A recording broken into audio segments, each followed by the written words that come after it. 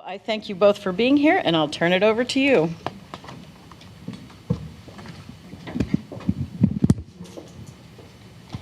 Yeah, Lisa is referring to a time when we were working on certification, and I think we still have the bumps and bruises and a few holes in that bulletproof vest that we tried to wear that were not quite so successful.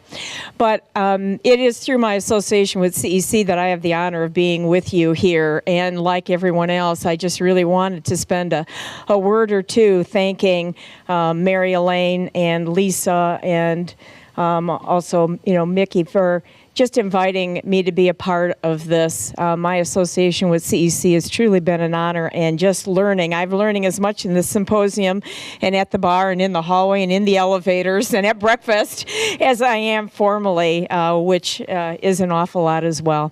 So thank you for that opportunity. And that's a segue, my involvement with CEC, which I began as a student. And it was through my association as a student that I really got involved with CEC initially because, the local chapter at the university, I was at Northern Illinois University, and they were doing things with kids, and they were doing fun stuff. And so I wanted to be a part of that and learn and figure out and be associated with students and their families. And that was my first introduction. I joined CEC because of the social aspect in that day and for the fun and the learning, but then I stayed for survival. I stayed because of the resources, the networks, the information, the professional development. I stayed because of the resources and the survival that it offered me. The mission statement, and I almost think that I should have Susan speak to this, and I think maybe you will in a moment, Susan. But, the mission statement that we may be very familiar with, and that I know Susan was instrumental in getting that enhancement of the engagement of families added to that mission statement for CEC, a very pivotal and important aspect that it took us some time to learn, right? Susan, it took us some time to learn, that you just really are not going to make the headway working with students only, are you? You have to remember that family context and where that child is the majority of their day. And I really appreciate that work and your impact on that mission statement and getting that engagement of families added as an important aspect of that. We just wanted to just kind of briefly just review the complex structure of CEC, just to say that it starts with our members. We have state and provincial units. We have 17 specialty divisions, special interest groups. I believe very firmly like-minded people can change the world. And CEC offers that internationally, where we can learn from, benefit from, and really experience with persons that have interests that are similar to ours. And moving on to the Representative Assembly, the Board of Directors, and our committee and work groups. We'll talk in just a minute about some of our current work of the council. I'm also going to be making a pitch for the Board of Directors. I've been talking with some of the students while I've been here today. I also had the opportunity to speak to Ami's class on Wednesday evening, and we are in a process as the immediate past president of CEC. One of my charges is nominations. Susan's worn that hat before, is nominations. And we are looking for excellent students. And wouldn't it be great to have a student from the University of Illinois serving on the International Board for the Council for Exceptional Children, representing the voice of students? That's a very important role. And so that's my little public service announcement. I've passed out a few brochures. I have a few more in my purse.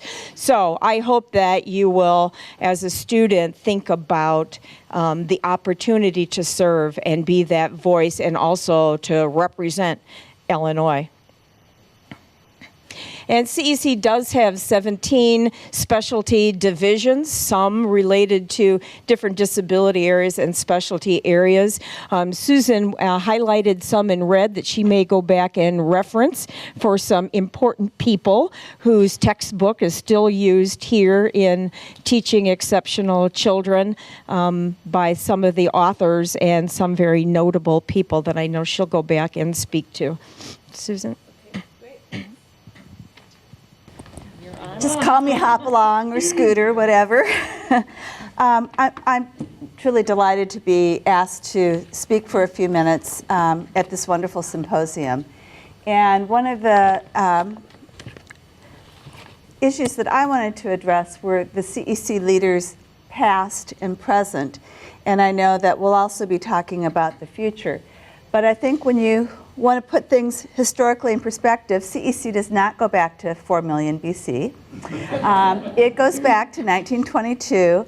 It was founded by Elizabeth Farrell, who was a teacher of special education, who brought together a group of like-minded individuals and said, we need an organization, and began the Council for Exceptional Children.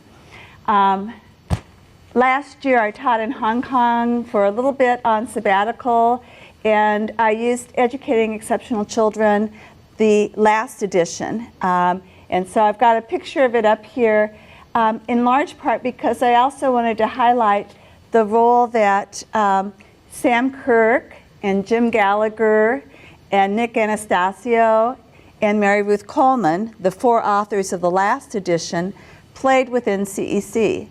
Our writers and our leaders, in terms of research and personnel preparation, have also been our leaders for the Council for Exceptional Children. And I think it's just important to mark the fact that they played these critical roles in our organization, as well as leading the field in information. So we move really from the first president to, I think, are you the 91st president? Yes. Yes. in our discussion of CEC. And one of the things that I learned from Mary Ruth Coleman, who preceded me, is that leadership is not a position, it's not a role, it's truly a responsibility. And the responsibility of the council, I think, is to continue to engage and inspire all of us who are in special education, and to ensure that we consider the family as a component of every child's life and as a partner within our planning in special education. Margaret Mead also said, unfortunately she was not president of CEC, but never doubt that a small group of thoughtful, committed citizens can change the world. Indeed, it's the only thing that ever has.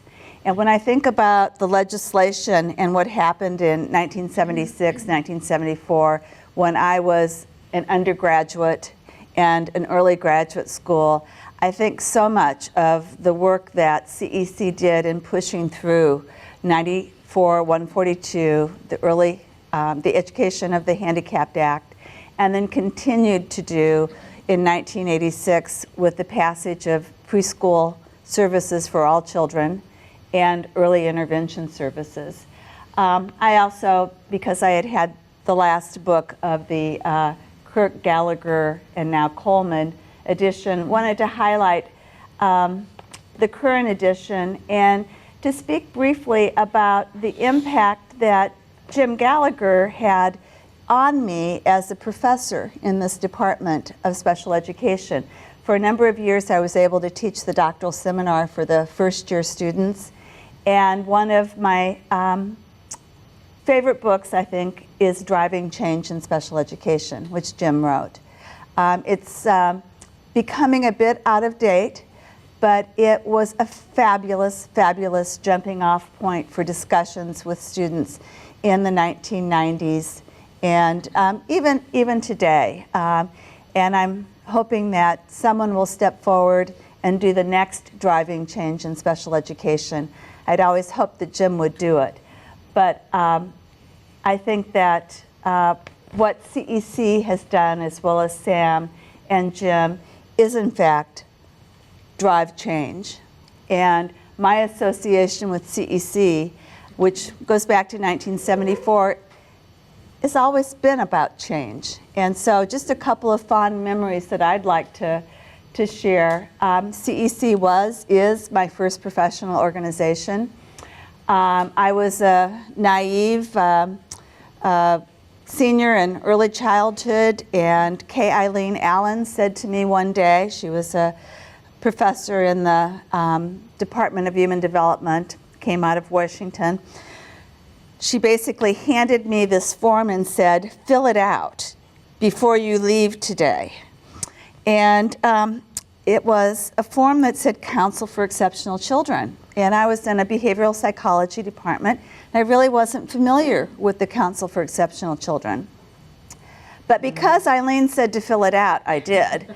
And also became a member of the Division of Early Childhood, of which she was the president. And I think she was one of the second, third, or fourth presidents of the division. It turned out to be just a wonderful experience and a wonderful journey. Because of the Council for Exceptional Children, I gave one of my, well, really my first dozen presentations and papers were pretty much at the Council for Exceptional Children, with one opportunity at AAESPH, which was occurring in Kansas City, close to the University of Kansas at that time. It was through my trips to CEC that I began to see the bigger world of special education and general education. It's where I first met Jim Gallagher, Merle Carnes, found out about the Handicapped Children's Early Education Program, funding sources, First Network. It was when I first met Ann Turnbull, and she helped me write the assumptions that underlaid the first proposal that I wrote to the Office of Special Education Programs, which was to look at the transition for children from preschool into kindergarten, because there was no transition planning process in the late 70s, early 80s. And it was also my first introduction to leadership, where I learned that it really takes a team to do anything. My first introduction to leadership was in Kansas for the Division for Early Childhood, which was a subdivision of CEC and a subdivision within the state of Kansas. I happened to be president in 1986, which is when the passage of the 99-457 occurred, which was the passage of services for early intervention, birth to 3. And in Kansas, if you were a state west of the Mississippi, you did not have preschool services for the most part. So it was the beginning of guaranteeing preschool services for all children 3 to 5. And I remember the advocacy that we engaged in the Kansas DEC. All 100 members went to the state capitol, and we demonstrated peacefully. It was a civil act to really push the importance of Kansas joining in and accepting and being a part of the nation, because it was permissive, beginning to serve children birth to 3. It was a very, very exciting opportunity. In fact, it was so exciting that I followed the Turnbulls to Washington, D.C. and spent a year in an exempt position. I thought being a project officer, but it turned out to be chairing the branch of the early childhood, the early childhood branch in the Office of Special Education Programs, and actually beginning the first year of implementation of all the services across the country, including the Individualized Family Service Plan issues. So that all happened within the context of my starting in CEC at Kansas. After my year in Washington, I left Kansas, came to Illinois, and because of my year in OSEP, was accepted into the Department of Special Education as a leader, although my training was really alternative certification in special education.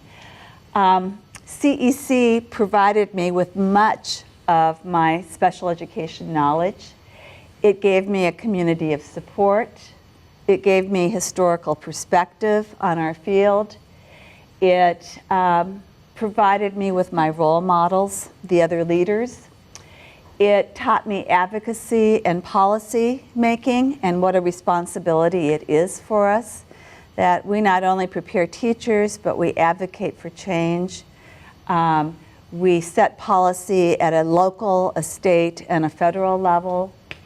It taught me the importance of research, which is in fact our driver and our rudder in our field. And the Division of Research in CEC has been an important driver on the quality of research for our organization and our field.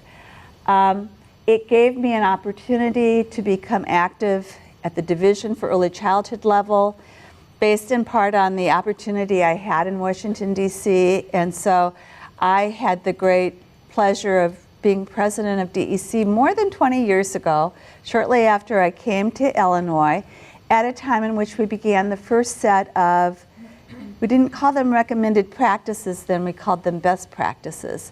But with Jeanette McCullum, who was my mentor here at Illinois, we began to outline and define what were the best practices in early childhood.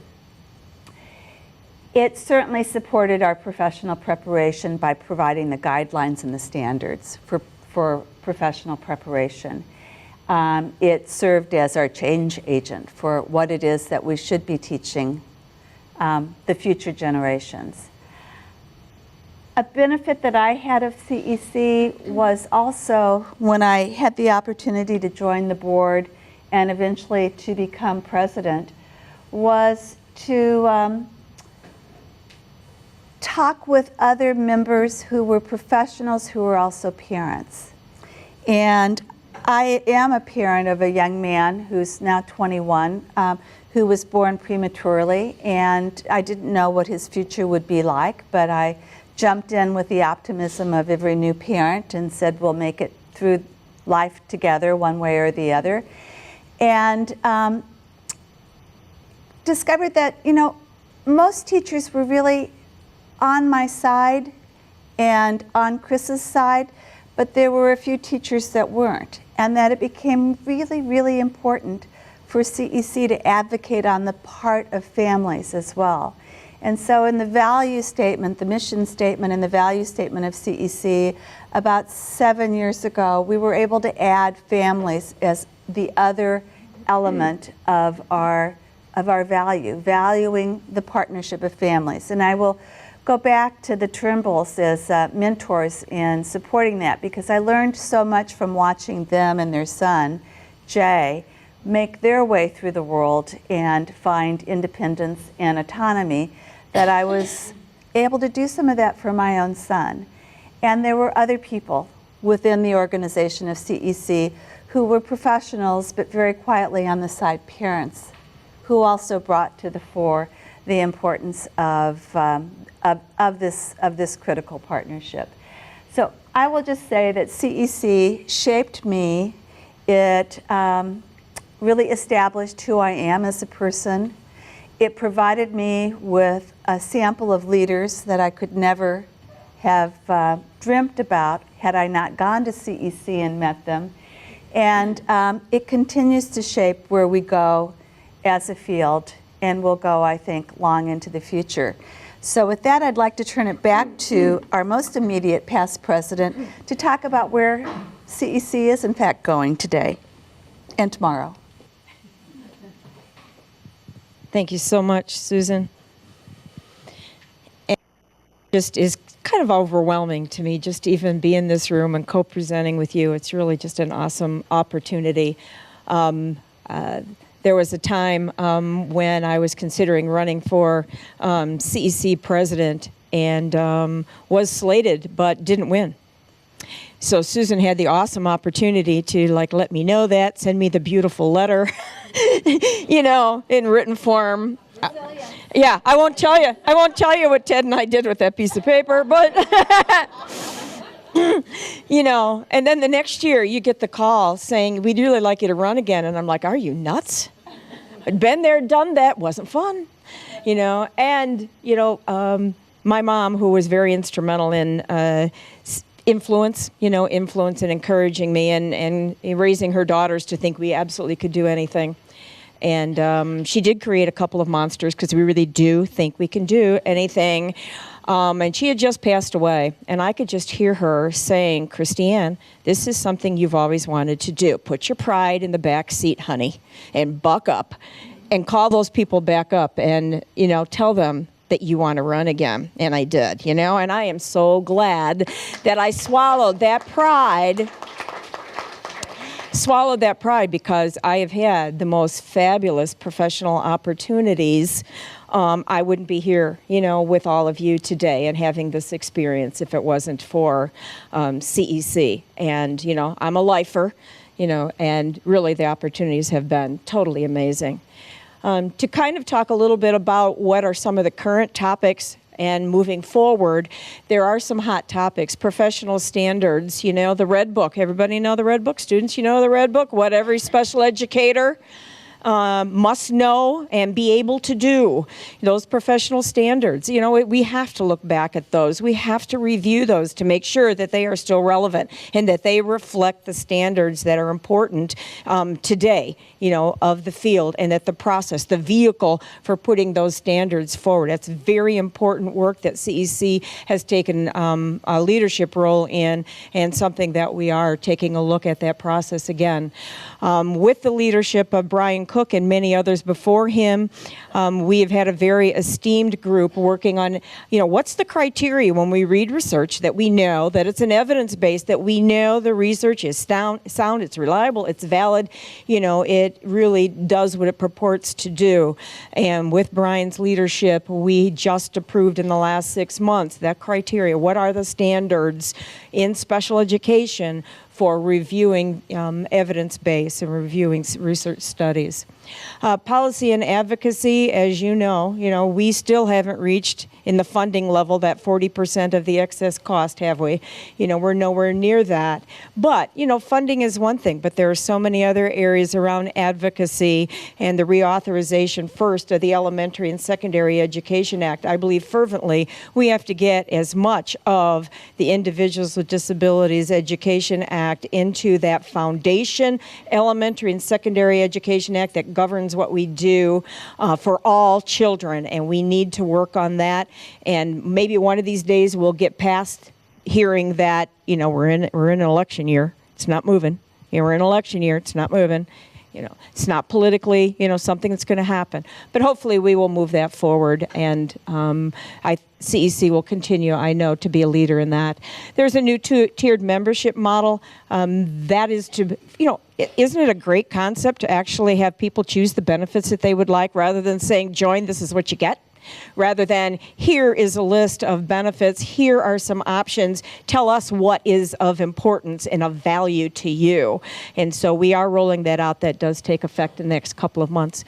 Teacher evaluation, we all know what's been going on in that field and how the performance of students is a part of the evaluation of teachers and what that looks like. And Maggie McLaughlin last year was instrumental, and in 2012, in helping CEC write a position paper and widely distribute that and hold town hall meetings and really impact in a thoughtful way how we want that accountability, don't we? Our students with disabilities count. They matter. That's important. But how that is looked at and how that is utilized when we talk about teacher evaluation and teacher performance and all school performance is really important. And again, CEC is very much about providing support to CEC leadership and to CEC units. I came up through CASE, primarily the Council of Administrators of Special Ed, but that importance and that support is critically important. Our strategic plan is ending in 2014, so we are meeting the CEC board. We met with the Representative Assembly in Philadelphia and got good information and did some roundtable discussions about planning the future, the role, what should be on our table, what are the priorities. And so the board is getting together in June face-to-face and really trying to figure out what is it that we should strategically work on for in the immediate future. And again, CEC does need you. I don't care, if you are a student, an undergraduate, a graduate student, our mentors, our veterans, what your experience, what your background, you're a family member. CEC really is a collective family, and because of CEC, we have a lot of work to do, but really, as a leader in the field, it takes all of us to do that and to get there. So I just wanted to make my final last pitch of CEC needs all of us, really.